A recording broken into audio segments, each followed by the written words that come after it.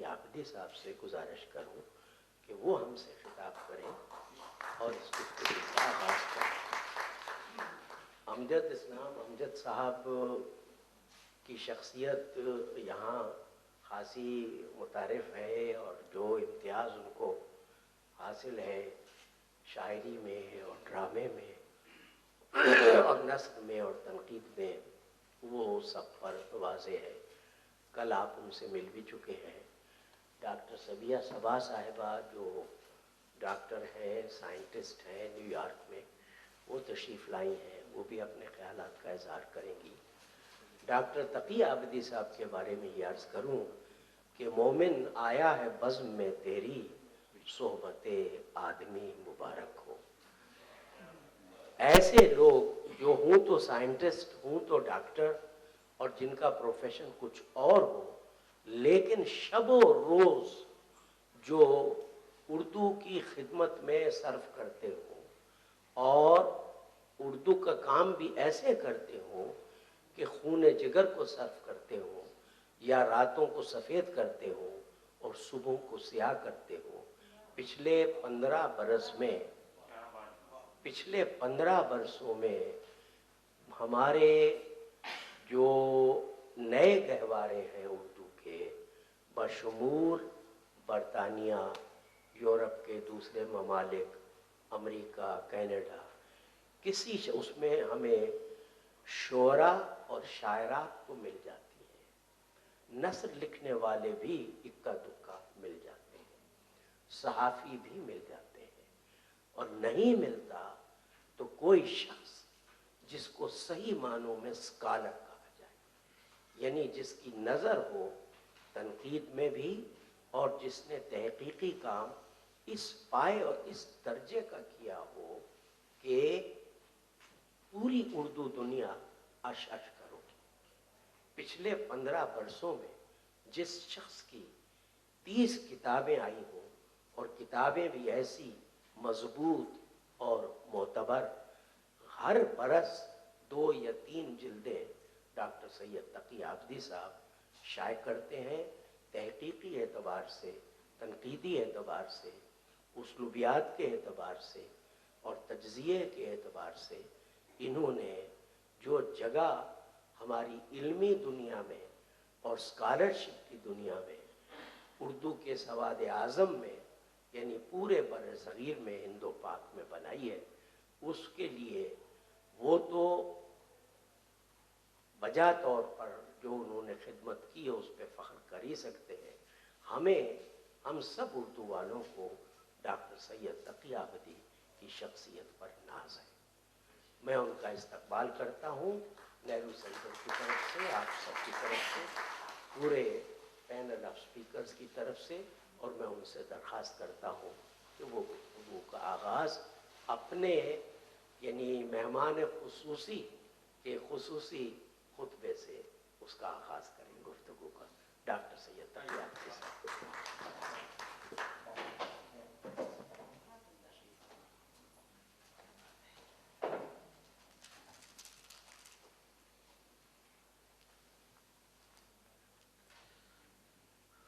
صدر محفل، پرستاران اردو ادب، ذرا نوازی کا شکریہ۔ محبت آمیز گفتگو آپ نے پروفیسر نارنگ صاحب سے سنی۔ میں ایک معمولی سا ادب کا طالب علم، اور جیسا کہتا رہتا ہوں کہ صحت کا طبیب اور ادب کا مریض ہوں،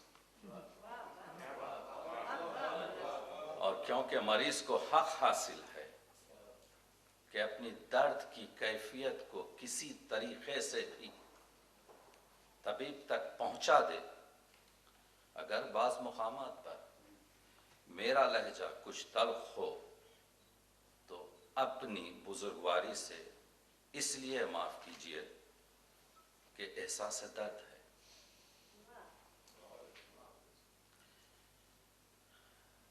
گفتگو اردو بنا رہی ہے نئے گہوارے، खूबसूरत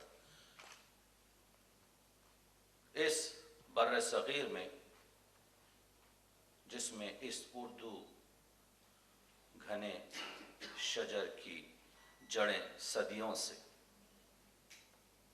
पल रही हैं,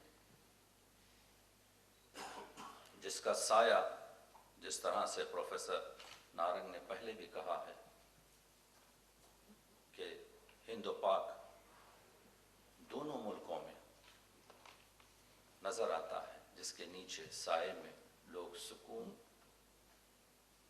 और अपने उर्दूपन को और अपनी उर्दू तहजीब को तरक्की दे रहे हैं।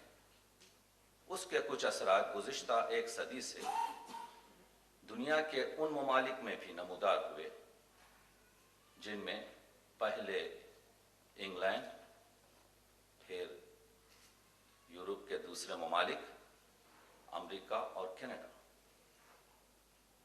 हम जानते हैं कि यूनेस्को की शुमाराबंदी के लिहाज से उर्दू दुनिया की चौथी बड़ी ज़बान है, अगरचे कि यूनाइटेड नेशन की फहरिस्त में हमारा नंबर 22वां या 23वां इस वजह से है कि हमने अपनी मादरी ज़बान सिंधी, पंजाबी, बंगाली लिखवाई, उर्दू नहीं लिखवाई। अगर यह लिखवा देते कि उर्दू को हम तायद करते हैं, तो उस वक्त भी उर्दू का मुकाम उलमाए अदब जिन्होंने शुमाराबंदी में कुछ काम किया है, उनके आमार के लिहाज से तकरीबन 400 मिलियन से ज़्यादा लोग उर्दू बात करते हैं।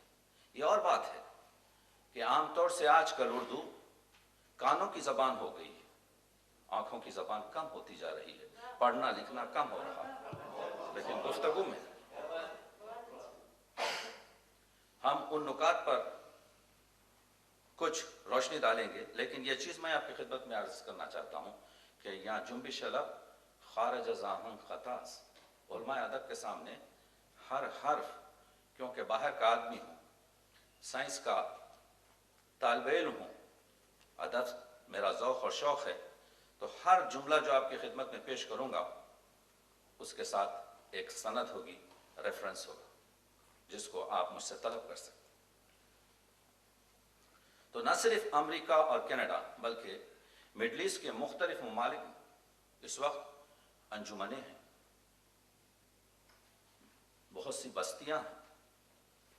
मुझे फ़ानी का शेर याद आ रहा है जो उन्होंने दिल के लिए कहा था, लेकिन शायद उर्दू बस्तियों पर भी सख्त आए कि दिल का उजड़ना सहल सही, बसना सहल नहीं जालिम, बस्ती बसाना खेल नहीं, बसते बसते बस्ती। ये पापड़ हमने बेले, उर्दू की बस्तियां बसाना खेल नहीं, बहुत ही आहिस्ता आहिस्ता ये कदम। और अब कल आपने सुना कि प्रोफेसर इब्न कंवल ने एक बड़ी खूबसूरत बात कही कि इस वक्त जो तख्लीकी काम हो रहा है वो ज़ौक़ और शौक़ की बिना पर।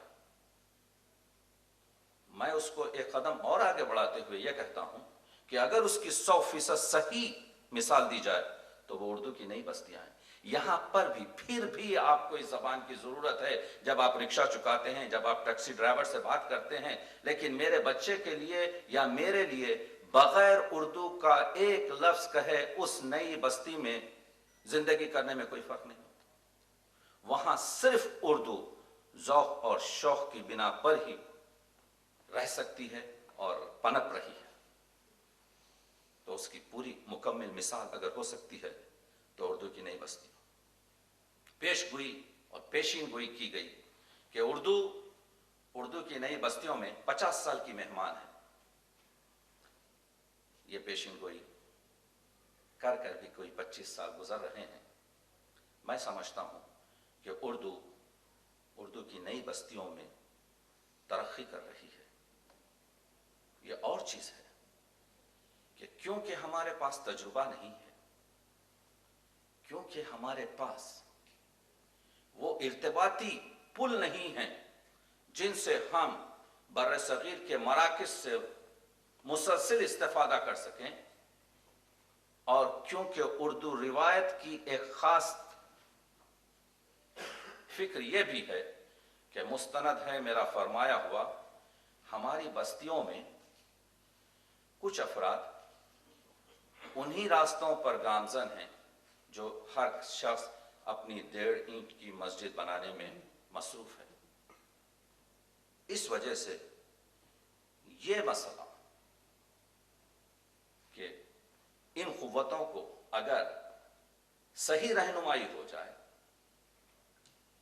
اور اردو کے یہ مراکز اپنے مشوروں سے، اپنی رہنمائیوں سے، اپنے تجربات سے، کیونکہ تجربے کتابوں میں نہیں ملتے، تجربے بالوں کے سفید کرنے سے حاصل ہوتے ہیں، تجربے اکیڈمک اسکولز کے ایکسپریمنٹ سے حاصل ہوتے ہیں۔ جو عمدہ ترین یہاں پر افراد جنہوں نے پوری اپنی زندگی اردو کو سنوارنے میں گزاری ہے، ان کا فرض ہے کہ ہماری رہنمائی کریں اور ہمیں راہ دکھائیں۔ جب تک کہ اردو کی نئی بستیوں کا تعلق اردو کی پرانی بستیوں سے محکم اور مستحکم، اور جس طرح سے فارسی کا مقولہ ہے کہ دل بدل راہ دارے، دل سے دل کا ملاپ نہ ہوگا، اردو کی نئی بستیوں کی یہ رونق شاید مشکل سے برقرار رہ سکے۔ مسئلہ یہ ہے کہ یہ قانون کے ضرورت اور عرضہ، ڈیمانڈ اور سپلائی، اس کا زندگی کے ہر حصے میں بہت اثر ہے۔ اردو کی وہاں پر ضرورت ہی نہیں، بغیر اردو کے کام چل رہا، تو ایسے موقع پر ذوق اور شوق اور اپنی مادری زبان سے محبت ہی کام آ سکتی ہے۔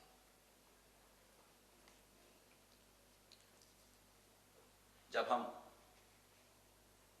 اردو کی نئی بستیوں میں وارد ہوئے تو بقول ساقی فاروقی کے کہ اب گھر بھی نہیں، گھر کی تمنا بھی نہیں ہے۔ اس کے حالات دوبارہ تھے۔ آج کا ہمارا منظر یہ ہے کہ اب گھر بھی نہیں، گھر کی تمنا بھی نہیں ہے، مدت ہوئی سوچا تھا کہ گھر جائیں گے ایک دن، اب یہ نئی بستیاں ہی ہمارا گھر ہے۔ لیکن ہماری دعا یہی ہے کہ میرے خدا مجھے اتنا تو معتبر کر دے، میں جس مکان میں رہتا ہوں اس کو گھر کر دے۔ تو گھر کرنے کے لیے گھر کی مادری زبان کی ضرورت ہے، اردو زبان کی ضرورت ہے۔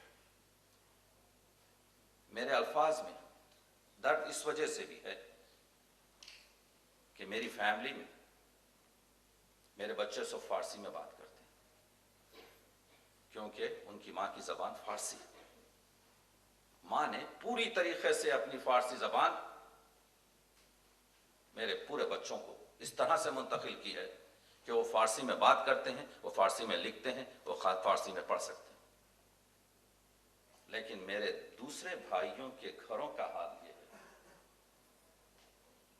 کہ بڑی کوشش کے بعد بھی شاید ہی دن میں ایک اردو کا جملہ اس گھر میں ہو جائے۔ تو یہ بھی ایک سوالیہ اس وجہ سے کہ کوئی حکومت یا کوئی انجمن یا کوئی خارجی طاقت آپ کو اپنی زبان کے برقرار رکھنے اور اس کے ارتقاء اور اس کی نشو و نما کرنے سے روک نہیں سکتی۔ اگر آپ نے یہ سوچ لیا ہو کہ میں اپنی دکان پر اردو میں بورڈ رکھوں گا، میں اپنے بچوں سے اردو میں بات کروں گا، میں دن رات اپنی میڈیکل کمیٹیز میں رہتا ہوں کیونکہ سینئر فزیشین ہوں، آپ میرا کارڈ ملاحظہ کیجئے، اس میں سیدھی طرف اردو میں لکھا ہے۔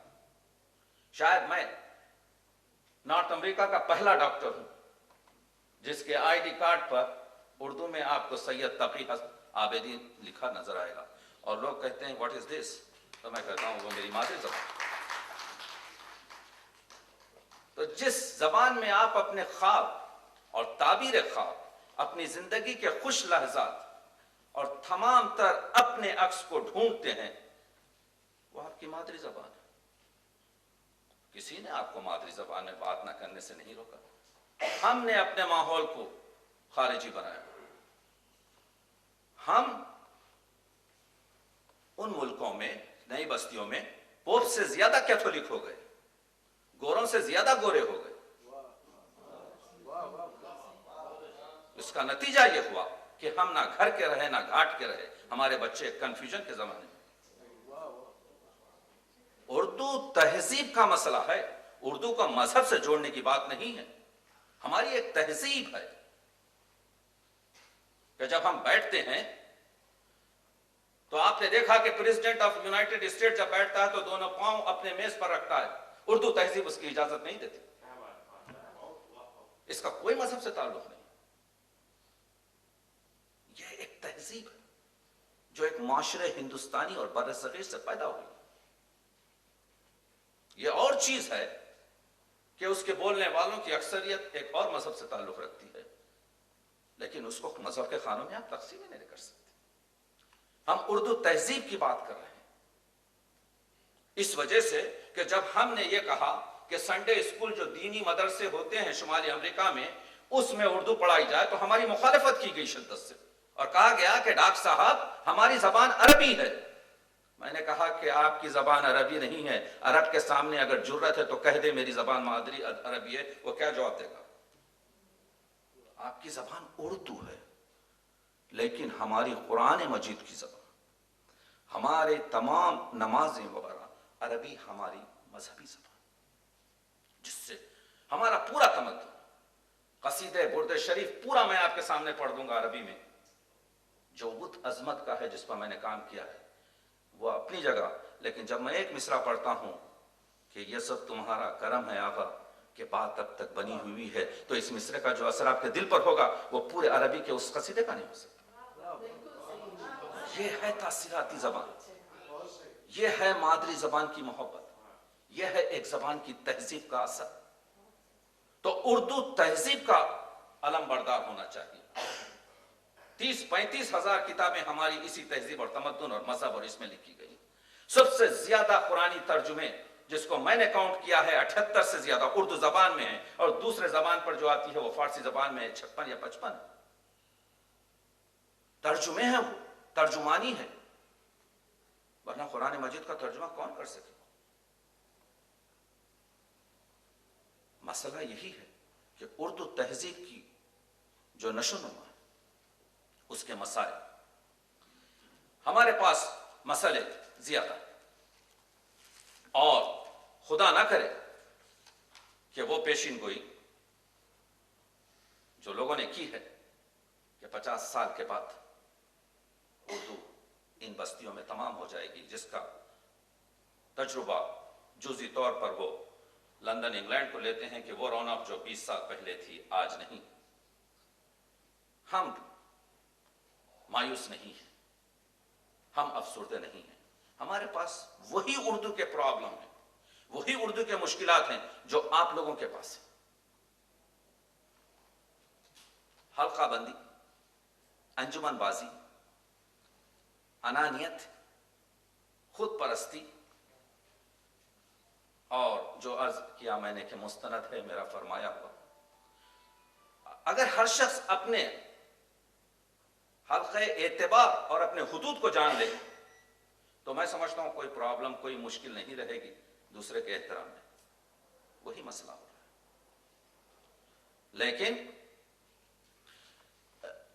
میں نے عرض کیا کہ ہمیں آپ کے مشوروں کی ضرورت ہے، آپ کی رہنمائیوں کی ضرورت ہے. اس کانٹیسٹ میں ہم بات کر رہے ہیں تاکہ کوئی چیز حاصل ہو سکے. میں نہرو سینٹر کا تہ دل سے ممنون ہوں. قاضی صاحب سے گفتگو ہوتی رہی کہ جب تک یہاں سے طبیب نہ آئے، جب تک کہ ہمارا درمان اس طریقے سے نہ ہو. دیکھیے ہم کو اس چیز کا بھی اثر ہوتا ہے کہ کچھ شعراء کرام آتے ہیں یا دوسری ہستیاں آتی ہیں اور وہ وہاں پر انہی چیزوں کو کی نشوونما کرتی ہیں جو یہاں پر ہوتے ہیں، اس کا ہمارے پاس منفی اثر بھی ہوتا ہے۔ مشاعرہ اگرچہ کہ 140-150 سال پہلے کی اگر ہم تاریخی رودات کو دیکھیں تو ایک دبستان تھا آموزش کا، شعریت کا، شعر گوئی کا، تہذیب اردو کا، لیکن اب متاسفانہ افسوس کے ساتھ یہ کہنا پڑتا ہے کہ وہ اقدار اس کے اب باقی نہیں۔ اس کی وجہ آپ لوگ جانتے ہیں، لیکن پھر بھی اردو مشاعرہ وہ مشاعرہ ہے در تمام دنیا۔ میری تھوڑی سی واقفیت انگریزی لٹریچر سے، فارسی لٹریچر سے، عربی لٹریچر سے میں واقف نہیں، لیکن مشاعروں کی حد تک میں نے ایک اسٹڈی کی ہے کہ اردو مشاعرہ دنیا میں اس وقت دو ہی چیزیں ہیں اردو کی جو عالمی ادب میں یونیک ہیں، کہ اس سے بڑھ کر کوئی اور ادب نہیں ہو سکا، ایک اردو مرثیہ اور ایک اردو مشاعرہ۔ اردو مرثیے کو انیس اور دبیر مل گئے، ادب عالیہ کا اور محراب عشق کا بلند ترین سنگ انہوں نے اٹھا کر محراب عشق پر رکھ دیا۔ اب اس کے کینوس سے نکلنا مشکل ہے۔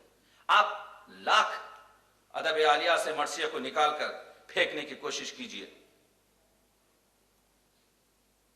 کل کی گفتگو میں حضرت اقبال کا نام، جن کا میں فیورٹ ہوں، میر تقی میر کا ذکر اور غالب کا ذکر ہوا، لیکن میر انیس کا کسی نے ذکر نہیں کیا۔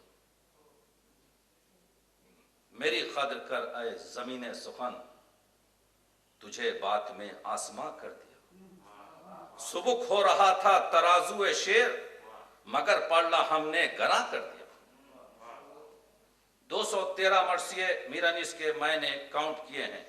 ان چند شخصوں میں حیات ہوں جس نے پورے میر صاحب کے مرثیوں کو پڑھا۔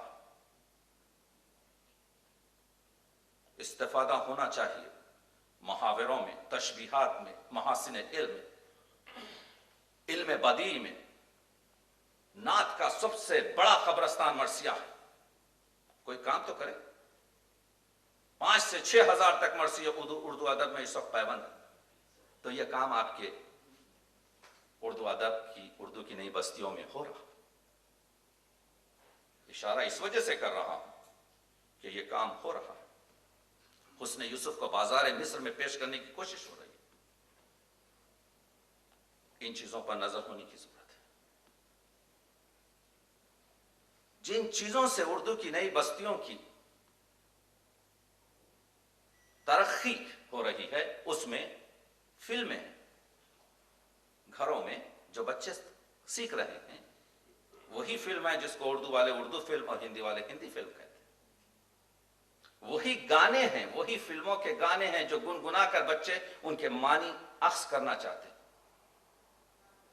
فلمی گیت ہوں، فلم ہوں، مشاعرے ہوں، مکتبی سنڈے اسکولز ہوں، اور اردو اخبارات کا بہت بڑا اثر ہے۔ ایک اندازے کے مطابق ہمارے پاس کوئی 40 کے قریب ہفتہ وار نارتھ امریکہ سے نکلتے ہیں، اگرچہ کہ وہ چشمک چلتی رہتی ہے، اس سے تو توانائی رہتی ہے کام میں۔ مثبت تنقید ہمیشہ ضروری ہے،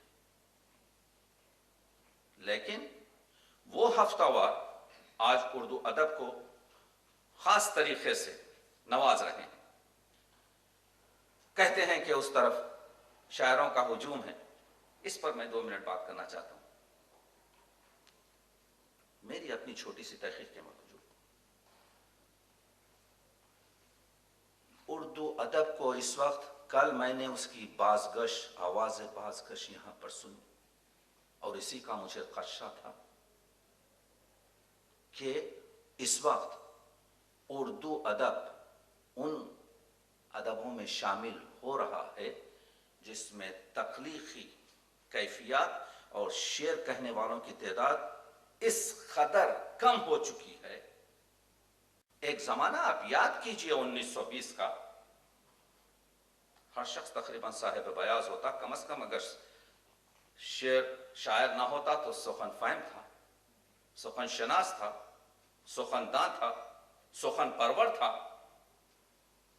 اور آج یہ کہنا کہ میں شعر سے کوئی دلچسپی نہیں رکھتا، یا مجھے شعر سمجھنا نہیں آتا، یا میں اردو میں شعر نہیں کہہ سکتا یا نہیں سمجھ سکتا، اس کو افتخار سمجھا جا رہا. تو اس وقت یہ وہی چیز ہوئی جس کو ہم ڈر تھا. جب ایک جونیئر شاعر آ کر شعر پیش کرتا ہے تو سینئر شعراء، معذرت کے ساتھ کہہ رہا ہوں، اس طرح سے سنتے ہیں جیسے کہ سروں پر طائر بیٹھے ہوئے ہیں. کوئی اپریسیشن نہیں. اگر ہو سکے تو صرف خامیوں پر نظر رہے. اور اس کا اثر آپ نے دیکھا. اس کا اثر یہ ہے، کیونکہ اگر یہ بازار سرد ہو جائے تو سینئر شعراء بھی جان لیں کہ ان کی مارکیٹ بھی ڈاؤن ہو جاتی ہے. ڈیمانڈ اور سپلائی پہ کام چلتا ہے. آج انگریزی کا حال یہ ہے کہ سب سے زیادہ شاعر پیدا کر رہے ہیں. آپ ایک اندازے سے ایک اسکول میں جا کر بچوں سے پوچھ لیجئے کتنے بچوں نے کچھ اسٹینزاز کہے ہیں، کچھ نظمیں کہی ہیں، تو کم از کم 60-65% بچے ایسے نکلیں گے، وہ کہیں گے کہ ہم نے کم از کم 2 شعر یا 4 شعر یا ایک پوئم یا کچھ کہی ہے. اور جا کر آپ اردو اسکول میں یہ چیز دیکھ لیجیے، 2% بھی آپ کو نہیں. افسوس کی بات، کیونکہ اردو شاعری نے جو 250 سال میں ترقی کی، دنیا کی کوئی اور ادب کی شاعری اس طریقے سے ترقی نہیں کر سکی. اس لیے افسوس کرنا، 70 سال کی مرثیے کی تاریخ نے 700 سالہ تاریخ فارسی پر عبور حاصل کیا. تو اردو کی نئی بستیوں میں کچھ لوگوں نے شعر کہنا شروع کیا. دیکھیے، ہاتھ کی تمام انگلیاں برابر نہیں. ہم یہ نہیں کہہ رہے ہیں سب جینیون شاعر ہیں، کیونکہ شاعری میں ایک بڑا خط تو یہی ہے کہ شاعر ایک دوسرے کو نہیں مانتے ہوئے بھی منوانے کی کوشش کرتا ہے. تو اس طریقے سے مسائل یہ ہیں کہ ہم کو چاہیے کہ شعری مجموعوں یا شاعروں کی ہمت افزائی کی جائے. اس طرف تخلیقی کام ہونا چاہیے. جب ہمارے شعراء اپنے مجموعوں کو لے کر یہاں پر آتے ہیں اور ان کے لیے کچھ بزمیں سجائی جاتی ہیں، تو وہ بھی نہیں ہونا چاہیے اس طریقے سے جس طریقے سے وہ ایکشن کیے جاتے ہیں، وہ رد عمل بتایا جاتا ہے. اردو کی بستیوں میں شعر کہنا اور شعری مجموعوں کا شائع کرنا میری حقیر دانش میں ایک مثبت قدم رہا تھا، رہا ہے اور اب بھی جاری ہے. اردو کی نئی بستیوں میں Urdu radio, Urdu TV programmes بھی کافی مثبت اثر اور حق ادا کر رہے ہیں. اور آج کیونکہ ہمارا براہ راست ارتباط اردو چینل سے ہو رہا ہے، ہمارے لیے بہت مثبت قدم ہے، جس کی وجہ سے ہم مطمئن ہیں کہ اردو کا مستقبل اردو کی نئی بستیوں میں، جو میں سمجھتا ہوں 2 یا 3% اردو کی آبادی پر مشتمل ہے. اگر اردو کی تمام بستیوں کو جمع کیا جائے تو 2 یا 3% ان کی آبادی ہوگی. لیکن یہ 2 یا 3% لوگ کے مسائل اور ان کے وسائل مختلف ہیں. ان کی تعلیم، ان کی فکر کچھ جدا. اس سے چاہیے کہ استفادہ کیا جائے اور جو جدید ٹیکنالوجی ہے اس جدید ٹیکنالوجی کو اردو ادب سے ارتباط دے کر اردو کی دنیا کو چھوٹا کیا جائے، تاکہ ایک دوسرے سے کمیونیکیشن اور ارتباط میں آسانی ہو. اور ہم دیکھ رہے ہیں کہ کچھ تجربات ایسے ہوں کہ جب انٹرنیٹ پر ایک بچہ PANI لکھتا ہے پانی، اسی طریقے سے آسانی کے ساتھ حروف تہجی میں وہ چیزیں، میں جانتا ہوں کچھ سسٹمز ہمارے پاس ہیں اور خود میں کام کرتا ہوں، لیکن اس میں دشواریاں ہیں۔ ہمارے پاس فونیٹکس اردو کی ایک بڑا اچھا تجربہ کیلیفورنیا کے ایک اردو داں نے کیا کہ اردو کا فونک سسٹم کو اس نے خوبصورت طریقے سے، اور میں نے اس کو ایک عالمی کانفرنس میں پیش کی، لیکن جب یہ چیز ہم روانہ کی ہم نے ایک عظیم ادارے کو ملک کے باہر، رد عمل منفی تھا، کیونکہ آج کل کا جو بچہ ہے، جو جوان نسل ہے، وہ الف اور بے کی آوازوں کو اسی طریقے سے سیکھنا چاہتا ہے جس طریقے سے اس نے کنڈرگارٹن میں انگریزی کے فونیٹکس استعمال کیے ہیں۔ ان چیزوں پر تجربات کی ضرورت ہے، ہمارے پاس وقت کم ہے، وہاں پر مسائل دوسرے ہیں، اس وجہ سے، اور اردو رسم الخط کا مسئلہ بھی ہمارے پاس عظیم مسئلہ ہے۔ اردو جیسا میں نے عرض کیا کہ کانوں کی زبان بن کر رہ گئی ہے، لیکن اردو کا حسن آنکھوں سے۔ میں بقول علامہ اقبال کوٹ کرتے ہوئے اشاروں میں بات کر رہا ہوں کہ برائے نہ حق نہ گفتن کمال گویا کس، ورنہ آپ یقین مانیے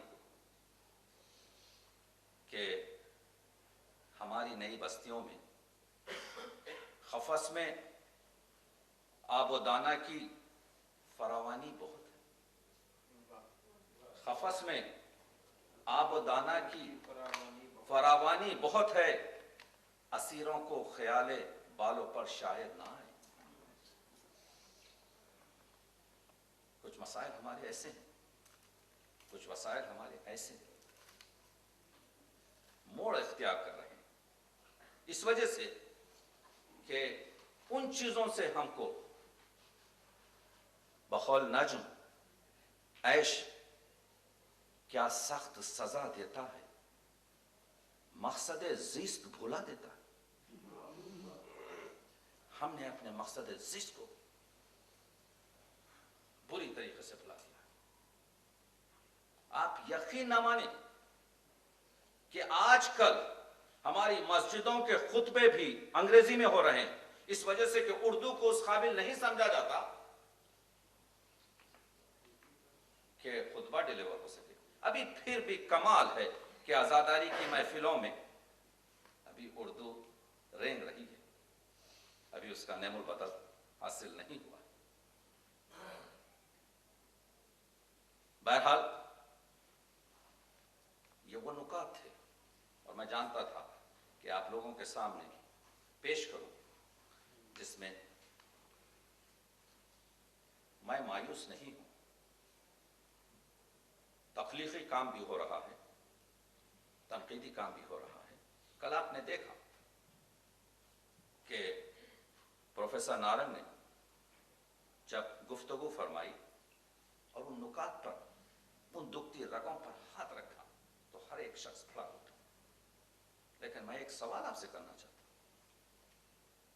وہ سوال یہ ہے، اگر پروفیسر نارنگ کا کہنا اتنا باعظمت اور عظیم ہے تو پھر ان شخصیات کا جنہوں نے اردو ادب میں بنیادی کام کیا ہے کھلی طور پر کیوں اعتراف نہیں کیا جاتا؟ کیا یہ اردو ادب کا خرچہ نہیں کہ ساختیات پر بات چیت ہو، لسانیات پر بات چیت ہو، تنقید پر بات چیت ہو، تحقیق پر بات چیت ہو، ان لوگوں پر بات چیت ہو جنہوں نے زبان کے بنیادی مسائل بنائے ہیں؟ یہ ڈیکوریشن تو آپ کو نظر آ رہا ہے، لیکن یہ ڈیکوریشن اور یہ تمام رونق ان بنیادوں پر رکھی گئی ہے جنہوں نے لسانیات، ساختیات، تنقیدیات اور تحقیق کے لخ و دخ صحراؤں میں اپنی عمریں صرف کی. ان کا اعتراف ہر جشن میں ضروری ہے. میر تقی میر نے مصفی کے ایک شعر کی تعریف کر دی. مصفی نے اپنے دیوان پنجم میں لکھ دیا, میر صاحب نے مجھ سے یہ شعر دوبارہ پڑھوایا. تو اس چیز کا بھی خیال رکھیے کہ پرانا یہ جو نئے تخلیقی اقدار ہیں, ان کا ایک سمبند, ان کا ایک ارتباط, ان کا ایک کمیونیکیشن بہت قوی طریقے سے اپنے پہلوں سے جڑا ہوا. وہی ریل کا انجن ہے جو دوسری بوگیوں کو کھینچ رہا. آپ اس کنیکشن کو جدا کر کر زندہ تو رہ سکتے ہیں لیکن ترقی نہیں کر سکتے. اس کی طرف بھی توجہ ہونے کی ضرورت ہے. اردو کے معماروں پر گفتگو اردو کی بقا کی ضمانت ہے. تخلیق ہوگی, اس وجہ سے سوات ایک تغیر کو ہے زمانے. یہ دھارا چلتا ہی رہے گا, ندی اپنا راستہ بناتی رہے گی, لیکن ان معماروں کو جو زبان کی ساختیات اور لسانیات اور تنقیدات پر ہیں, اور جن کے کام بہت مشکل پسند ہے, اور اس کو معلوم ہے وہ شخص جب وہ کام کر رہا ہے کہ میں جب وقت اس میں صرف کر رہا ہوں اس کا کوئی خاص اجر ملنے والا نہیں ہے, شہرت کے لحاظ سے اور دوسرے مسائل کے لحاظ سے. بہرحال میں میکدے کی راہ سے ہو کر نکل گیا, ورنہ سفر حیات کا کافی طویل تھا. میں گفتگو کو اپنی مختصر کر رہا ہوں, تمام کر رہا ہوں, لیکن کچھ آپ کے سامنے نظریات فکریہ پیش کرتے ہوئے معاف کیجئے کہ میری زبان میں کچھ فارسی کی چھاپ جو نظر آتی ہے, اس وجہ سے کہ سال میں 4-5 دن بھی مسلسل اردو میں بات نہیں کر سکتا. جب آپ سے ٹیلی فون پر بات چیت ہوتی ہے تو اردو میں ہوتی ہے, یا کسی کانفرنس میں آ جاؤں, ورنہ وہاں کا ماحول انگریزی, وہاں کے کچھ دوستوں سے اردو کی بات چیت, گھر کا ماحول فارسی. لیکن کہنے کا مطلب یہ ہے, کہنے کا مطلب یہ ہے کہ خدا کا شکر ہے کہ گئے دن کے تنہا تھا میں انجمن میں, یہاں اب میرے رازداں اور بھی ہیں جو بات چیت کریں گے اس چیز پر, اور وہ بات چیت ہوگی جو پروفیسر گوپی چند کریں گے, اور بقول اقبال صحبت او قذف را دور کنت, حکمت او ہر تہیرا پر کنت, جو شیشے کو چمکا کر دور کر دے, جو خالی ہاتھوں کو پر کر دے, وہ بات چیت آئے گی. میں تو زمینہ اور زمینیں آپ کے سامنے پیش کر رہا ہوں, اس وجہ سے, اور اس میں کسی کی دل آزاری نہیں ہے, یہ اپنا درد ہے جو کئی سالوں میں ہم نے حاصل کیا ہے, آپ کی خدمت میں پیش کر رہے ہیں. آج اردو ادب کی عمدہ لائبریریاں شمالی امریکہ میں قائم ہیں. مجھے ٹورنٹو یونیورسٹی نے بلوایا اور میں نے جب جائزہ لیا, 17,000 کتابیں گزشتہ 60 سال میں اردو کی صرف ٹورنٹو یارک یونیورسٹی میں موجود ہے. 17,000 کتابیں, اور کئی کا کتب خانے ہیں. سوال یہ ہے کہ جب اردو کے معماروں کا ذکر ہے تو اردو کی جو برصغیر کی جو آموزشگاہیں ہیں, بعض مقامات پر جب وہاں کا مسئلہ آتا ہے تو سکوت کیوں اختیار کرتی ہے. اردو کی جائنٹ شخصیت, وہ خداور شخصیت شان اللہ خخی مرحوم, جن سے ہمارے شہر کی آن بان پہچان اور شان تھی, جن کے کتاب میں نے اپنی تیسرا مجموعہ سبد سخن منسوب کیا ہے.